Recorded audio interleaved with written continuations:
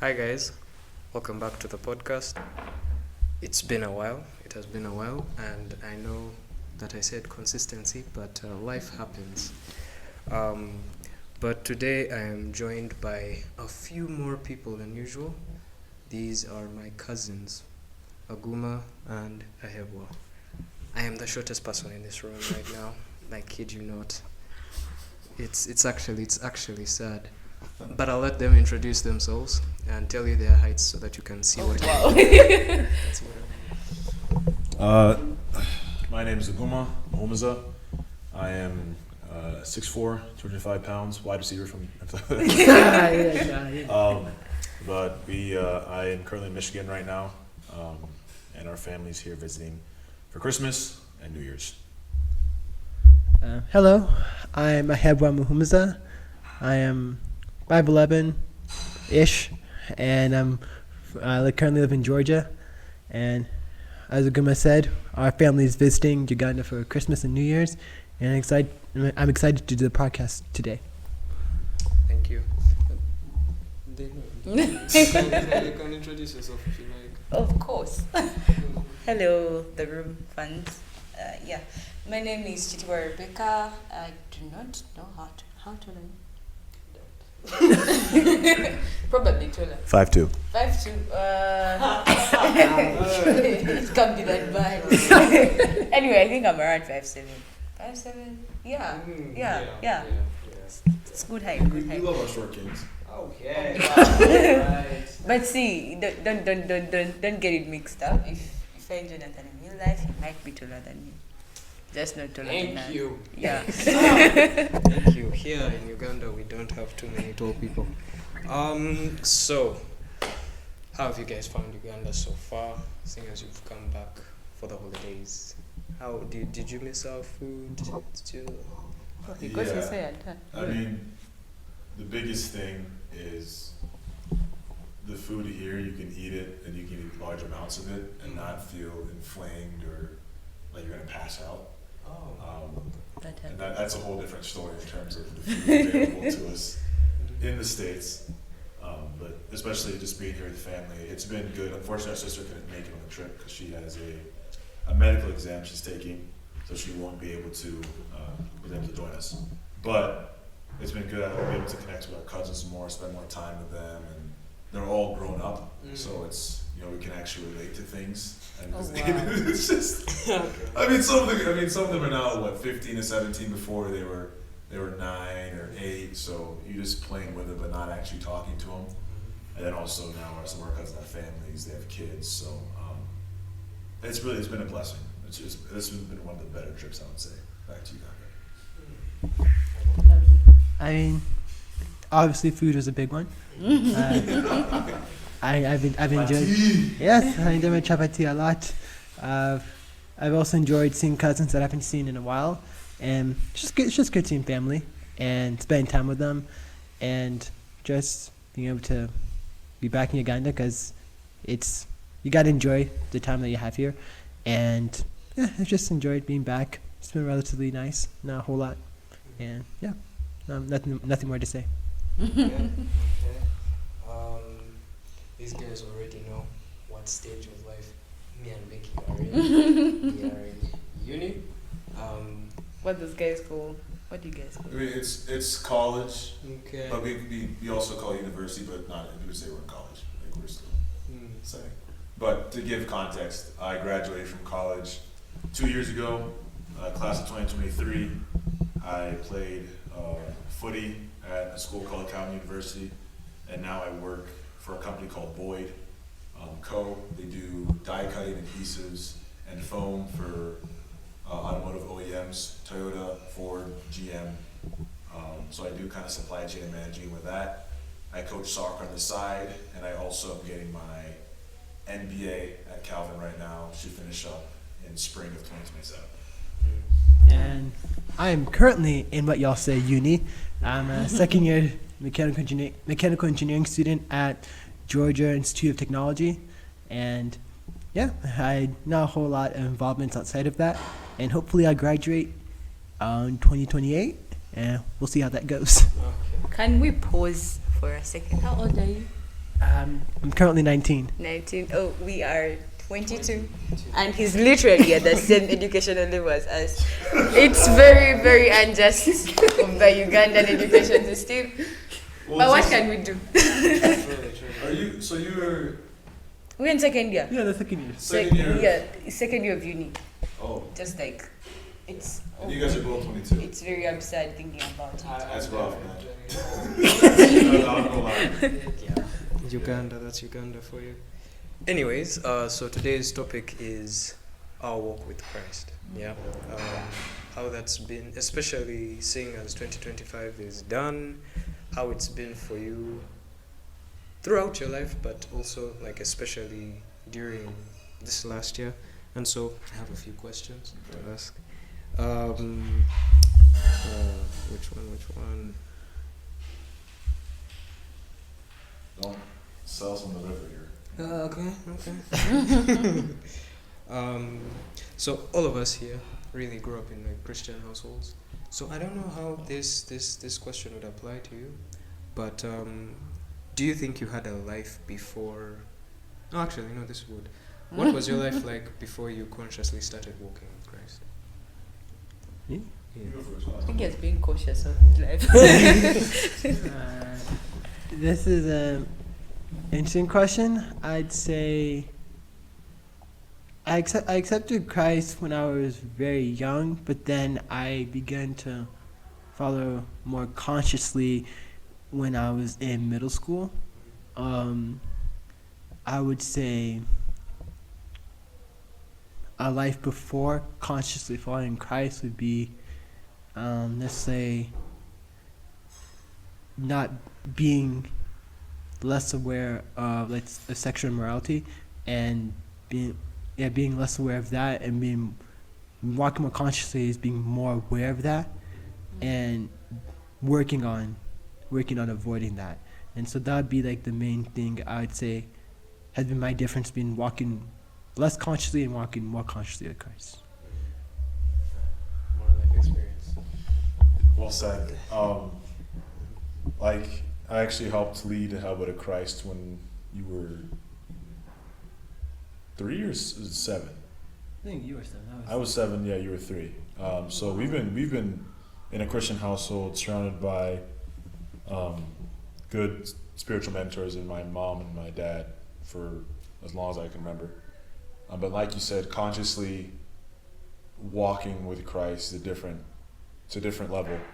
And I would say that before time with me was middle school, when I started to think for myself and almost challenge authority, all the way till sophomore/junior year of college. And life looked like before that was longing to be accepted by my peers, and the thing with America, which I think is different from Uganda, is everyone here is Ugandan, right? In America, I'm looked at as immigrant's child, right? Also black, but I'm also myself, but I'm also seen as like a white black person, if you will, because the way I talk, my parents who raised me, whatever people want to put in that scope. So there's a lot of trying to prove who I was, trying to gain the respect of my parents, my father, and a lot of that took control of my direction in life. Whether it was, okay, I didn't care for school, I'll be honest with you. I didn't try at all in school. I mean, I had A's and B's, but my heart wasn't in it. So soccer was my way of proving myself, right? So that's how me and my dad connected, and making my dad proud, I guess. And I guess Hebel can attest to it, right? Dude's a tough dude, right? So that was my goal, right? And then when that wasn't going my way, I kind of shut down a little bit, and that led to not a good relationship with my parents. Me and Hebel have always been chill. My sister, not a good relationship there. And I mean, I live in Louisiana, I went to Michigan. If you don't know where that is, that's the exact opposite. Like, Louisiana is south as you can go. Michigan is as north as you can go, like right next to Canada. And the flip really happened when my grandmother and my cousin passed away, I think 2022 or 2021, sorry. 2021. 2021. Right after like the big part of COVID, and that's when my faith kind of took that turn about like life is short. Because I knew I had spent time with my cousins, but I guess I didn't really know them or know my grandmother. So realizing that I don't want to waste any more time, that kind of made the switch to me to consciously actually turn my life and make it look like Christ. Yeah, that was a long answer, but essentially that's what. Yeah, thank you. Thank No you. problem. Yeah, very elaborate. Do you have any? Cautiously. Mm. Sorry. I When, just when remembered. did you consciously start? When? Hey.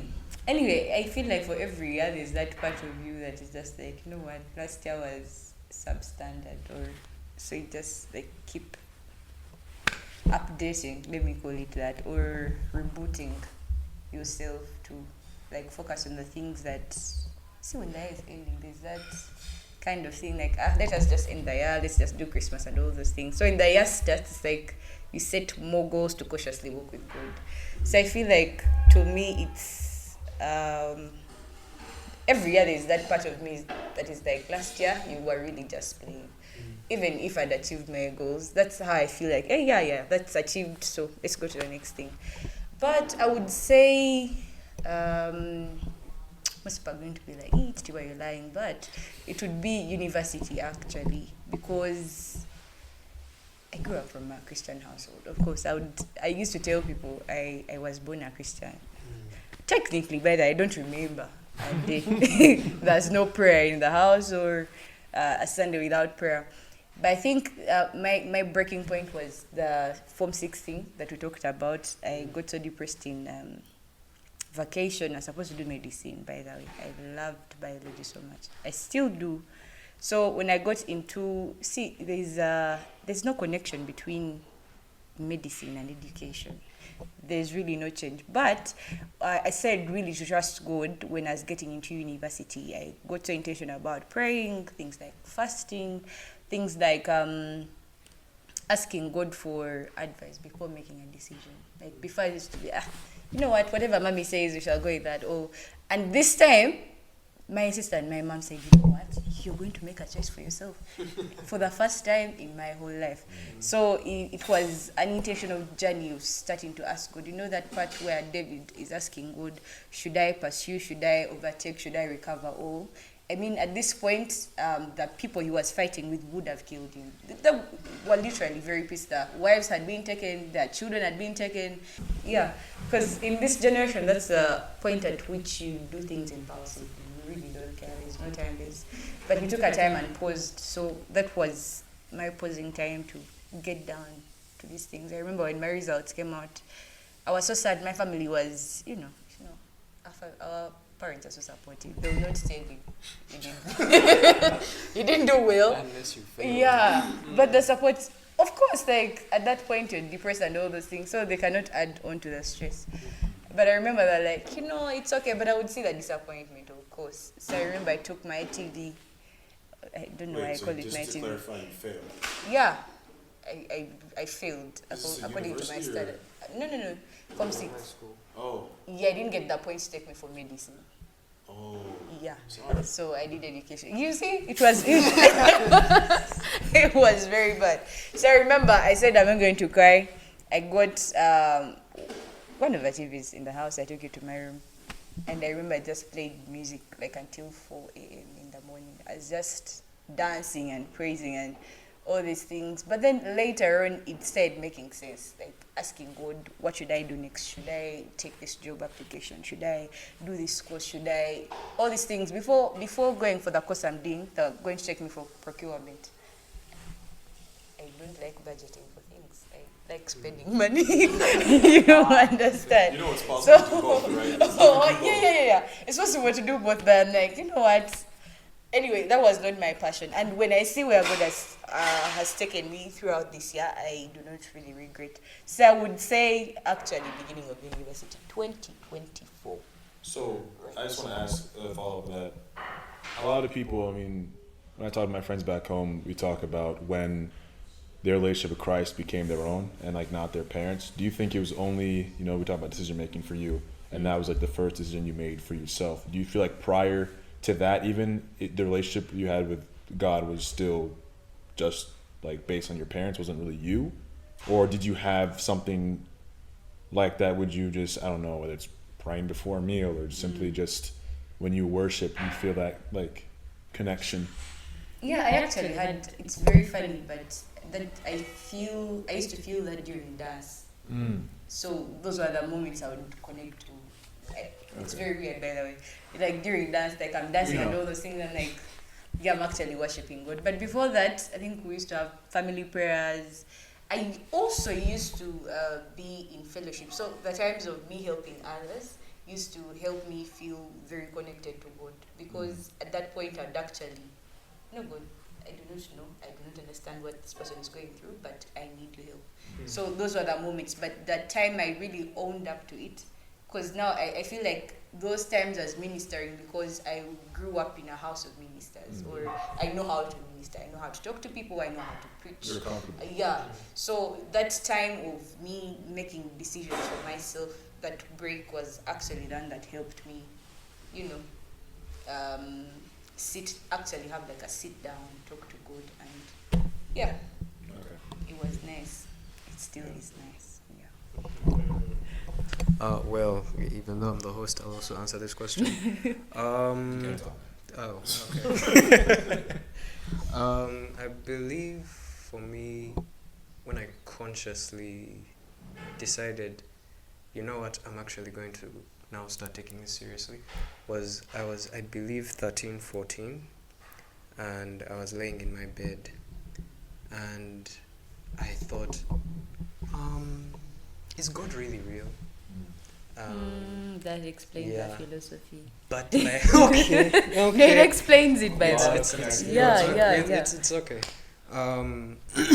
And during that thought process, I was like, if God is not real, then it doesn't. At 13, you grew up in a pastor's home. Yeah. And now you're asking Is yourself. God real? Yeah. It's very funny, but it's true. I mean, pastors, here's the thing, pastors are pastors, they're themselves, Yeah. and we the children are also our own people, so we need to come to those conclusions on our True. own. Did you find it more difficult to do that in the past, in how you grew up, or did you feel that was understood from the get-go? I think, let me first explain this. So like, during that time, I was thinking, if God isn't real and we're doing all of this just for nothing, it wouldn't hurt. Like, you're not going to, you don't really lose much by living this life, because we're called to be a light, we're called to live a life that's different from what others think is fun, and genuinely there are some things that you're like, I wish we could do this. But when you look into it more and more, you see that actually living Jesus' way is better. And I said, if he is real, I would prefer to be on his good side, you know? And So it's probability, like, it's like, might as well. Mind you, I think it was around when we were like 5, 6, 7 there. We were sitting on our parents' bed, and that's when they asked us if we would like to give our lives to Jesus. After having had prayer time, and I think they mentioned hell, and I was like, I don't want to go there. So, No, thank you. Yeah. So this was the moment where I rededicated my life to Christ, and from By yourself? Yes. Okay.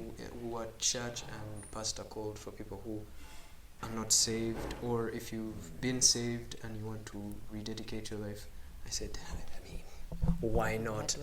So I went forward and did so, and since then it's been a journey of ups, downs.